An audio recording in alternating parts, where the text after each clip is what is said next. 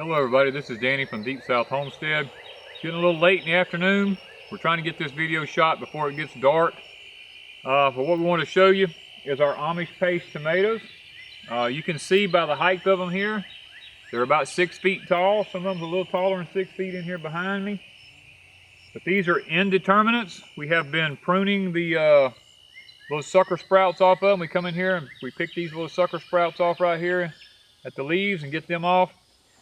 And they are loading up with tomatoes. Now, we try our best to keep any any leaves, let me say, away from the bottom, because that's where your viruses and stuff like that kind of start out. What we do is we come down here, and I'll give you an example here. We left one here. You see this leaf, how they start this right here on them? This is a virus that hits these leaves when the groundwater splatters up on them.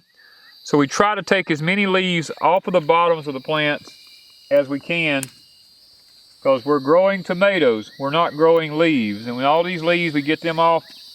What that does is that gives us airflow up under the bottom of the tomato. And see, we come in here like we got a good rain yesterday, and these sucker sprouts start popping up just overnight.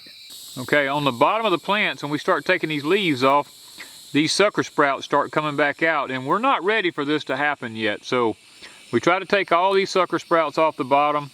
Like these leaves here, they serve absolutely no purpose down here at the bottom of the plant, because that's where your viruses take place. And we like for the bottom of the plant to be clean. And you see our tomatoes, they're starting to get ready. We've picked, I don't know, we've probably picked half a bushel off of here so far. And they're really starting to ramp up now and starting to get ready, so we're excited about that. As you can see, the tomatoes here, these are green ones. You can see how nice they are. They're a nice big tomato. I mean, they're hanging on here, lots of them. Some of them down there starting to turn red. As we come down through here, now this is our back to Eden that we have these in. I've been pulling the fool out of weeds, because weeds has been coming up in here like crazy. And I water it. Believe it or not, I've had to water this every other day, because it's just not holding. We come out and our tomatoes are trying to wilt down. It's just not holding the moisture like it should, because we're in the midst of a drought. Until yesterday. Yesterday we got rain for the first time in about 3 to 4 weeks. But the tomatoes are doing fantastic. Now if we come around to the end of the row, I'm going to show you these rattlesnake beans and how well they're doing. Okay, these are our rattlesnake beans, guys. They are really ramping up. We have been picking and canning and picking and canning. And we have to pick again in the morning. All right, the one thing about these is for 4 weeks now, I've been having to water these, because they were just about to die on me. They were yellow leaves all over them everywhere. And basically it just kept them alive is all it done. But when the rain came, we got like 2 inches of rain in one day. And these things have just jumped out, guys. I mean, the beans are starting to come on now. You can see when I pick this up, all the little beans here.